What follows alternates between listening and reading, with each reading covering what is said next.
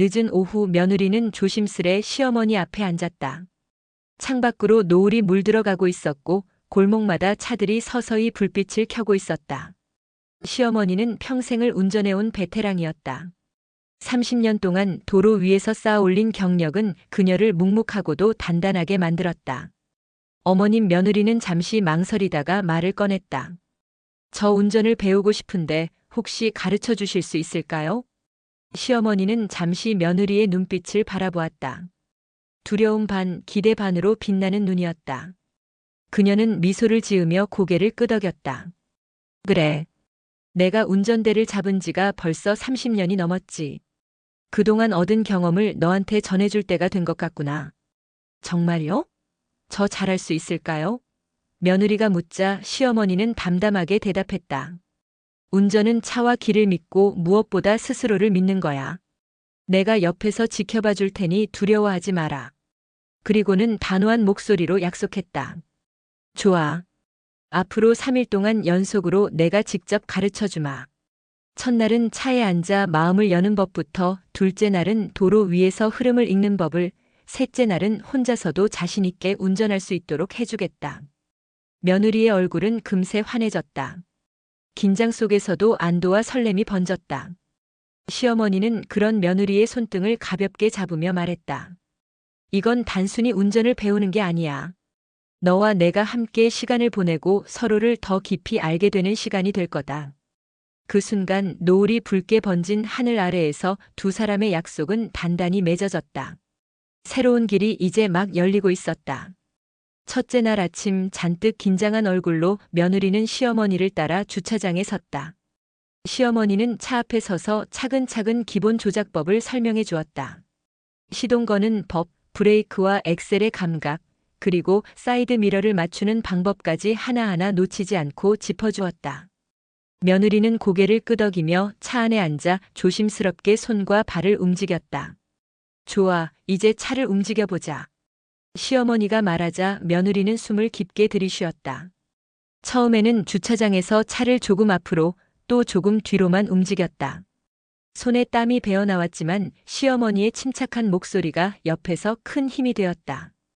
잠시 후 시어머니는 직접 운전대를 잡고 공터로 차를 몰았다. 넓고 한적한 공간에 도착하자 두 사람은 자리를 바꾸었다. 며느리가 운전석에 앉자 심장이 더 빠르게 뛰었다. 자, 직진부터 해보자. 천천히 천천히. 시어머니의 안내에 따라 며느리는 조심스럽게 엑셀을 밟았다. 차가 앞으로 나아가자 긴장된 손끝에 전해지는 진동이 생생하게 느껴졌다. 이어 우회전, 좌회전 연습이 계속되었다. 핸들을 돌릴 때마다 긴장으로 어깨가 굳었지만 며느리는 포기하지 않고 침착하게 따라갔다. 시어머니는 흐뭇하게 미소 지으며 속으로 생각했다. 처음인데도 잘하고 있구나. 이 아이 금세 익힐 거야. 공터 위에서 차는 조금씩 원을 그리고 곧은 선을 달렸다. 며느리의 얼굴은 여전히 굳어 있었지만 그 안에는 작게나마 자신감의 불빛이 깃들기 시작했다. 그날 두 사람은 해가 기울 때까지 연습을 이어갔다. 며느리의 긴장된 손은 점차 안정되어 갔고 시어머니는 그 모습을 보며 잔잔한 자부심을 느꼈다. 첫째 날의 연수는 이렇게 끝이 났다. 아직 갈 길은 멀었지만 함께한 시간 속에서 새로운 신뢰와 배움의 시작이 분명히 자리 잡고 있었다.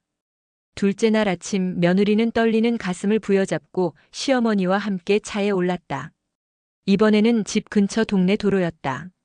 익숙한 골목과 신호등이 있었지만 며느리에게는 그 모든 것이 거대한 벽처럼 느껴졌다. 차는 천천히 움직였고 며느리는 긴장으로 손에 힘을 주어 핸들을 움켜쥐었다.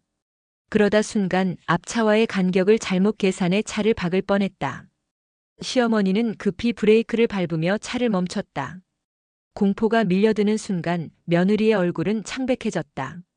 속도는 좀처럼 오르지 않았고 차는 흐름을 제대로 따라가지 못했다. 너는 도대체 내가 가르쳐주는 걸 뭘로 듣는 거야? 시어머니의 목소리가 날카롭게 울렸다. 돈 내고 학원 가면 몇십만 원은 줘야 해. 내가 공짜로 알려주니까 정신 차리고 배우라니까.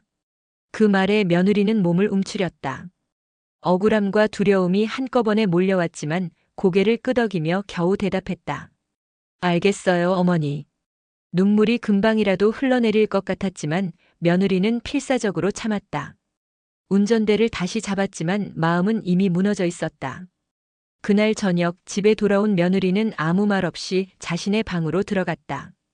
불을 끄고 이불을 뒤집어 쓴 채 낮 동안 꾹꾹 눌러 참았던 눈물이 한꺼번에 터져 나왔다. 이불 속은 금세 젖어들었고 며느리의 흐느낌만이 고요한 밤을 채웠다. 둘째 날의 연수는 그렇게 눈물로 끝이 났다.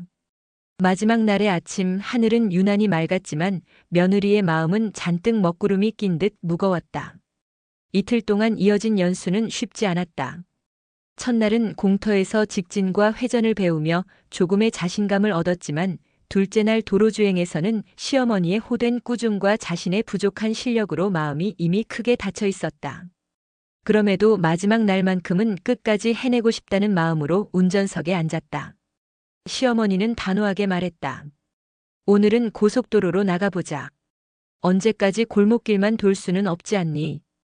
평일 낮 도로는 비교적 한적했지만 며느리의 손끝은 여전히 떨리고 있었다. 시속이 올라갈수록 가슴은 조여왔고 주변에 달리는 대형차들이 거대한 괴물처럼 느껴졌다. 차선을 바꾸려는데 며느리는 거울만 뚫어지게 바라보다가 제대로 판단하지 못하고 머뭇거렸다.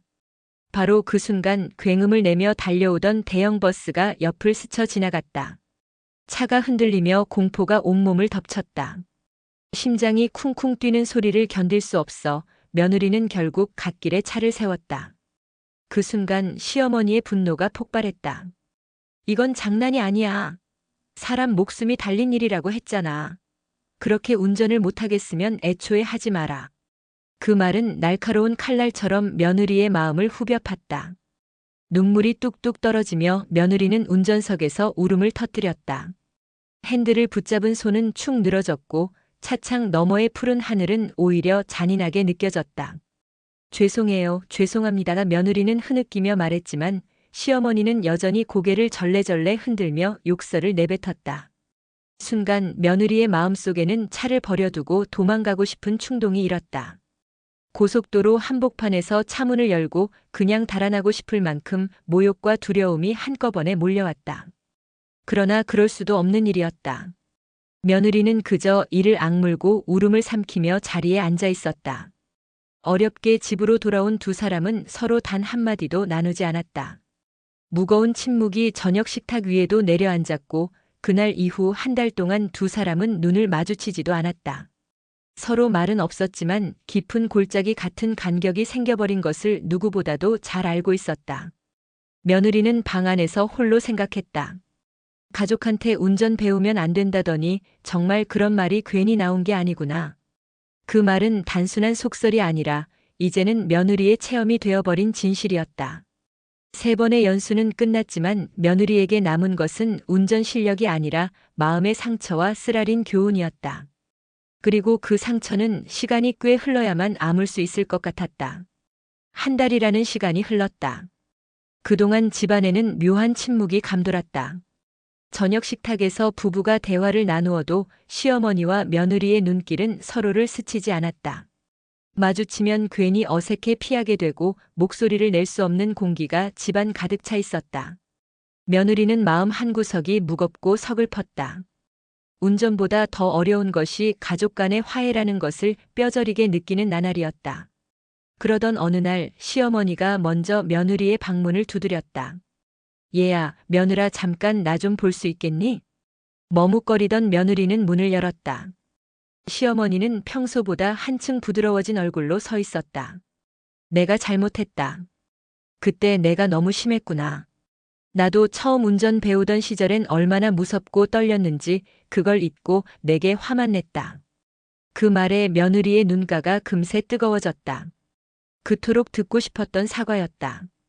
시어머니는 잠시 숨을 고르더니 봉투를 내밀었다.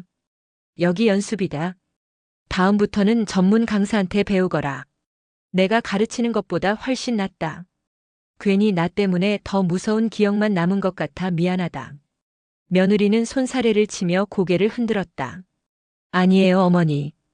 제가 더 죄송해요. 더 연습해서 자신 있게 해야 했는데 오히려 어머님을 불안하게 만들었잖아요. 저 때문에 화내신 것도 이해해요. 말끝이 떨리며 눈물이 맺혔다. 그러자 시어머니는 며느리의 손을 꼭 잡았다. 이제 그만 잊자. 내가 내 딸 같아서 그랬던 거다. 앞으로는 더 따뜻하게 가르칠게. 그 순간 두 사람은 그동안 쌓였던 앙금을 조금씩 털어내며 웃음을 되찾았다. 오랜만에 나누는 미소 속에는 진심 어린 용서와 이해가 담겨 있었다. 그날 저녁 시어머니와 며느리는 오랜만에 함께 저녁상을 차렸다.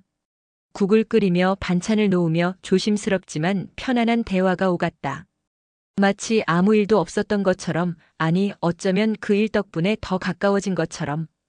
운전 연수는 끝났지만 그 경험은 두 사람에게 또 다른 의미의 길을 열어주었다.